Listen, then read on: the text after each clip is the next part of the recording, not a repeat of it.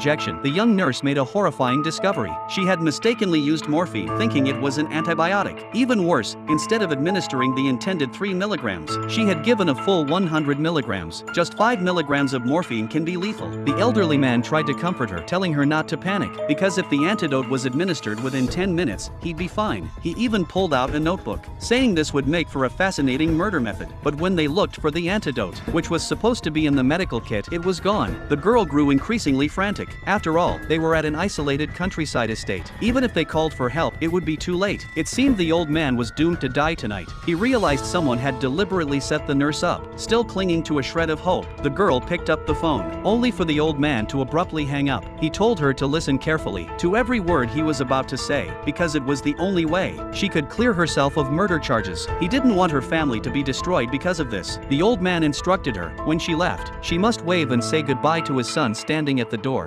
then drive away from the estate. Once she was out of the surveillance range, she needed to park the car by the roadside, then sneak back in through the backyard gate. Since the family dog knew her, it wouldn't bark. However, to avoid being spotted, she would have to climb up the railings outside the walls and reach the 3rd floor again. Unfortunately, part of the railing broke as she climbed. When she finally made it back inside, the old man told her to put on his pajamas and hat. He knew his youngest son would be outside smoking at this time, and this disguise would make the son think he had seen his father. That way, she would have an alibi and clear herself of suspicion. But the girl had one fatal flaw: she couldn't lie without vomiting. The old man advised her to stick as close to the truth as possible, only tell partial truths if necessary. Then the girl climbed back down the railing, but accidentally ran into the old man's mother. Luckily, the elderly woman's eyesight was poor, and she mistook the girl for her great-grandchild, even asking why she had come back. Under the cover of night, the girl finally made it back home. But the next morning, when the butler opened the old man's bedroom door, he found the man's throat slashed, with a bloody dagger lying on the floor. Since the old man had been a famous mystery writer, news of his death quickly made headlines. The police initially ruled it a suicide, but the girl continued to live in fear. One day, she received a phone call. Now that the old man had been buried, the police still needed to ask some questions, and they requested that she return to work at the estate. What she didn't know was that this time, waiting for her wasn't just questioning, it was judgment.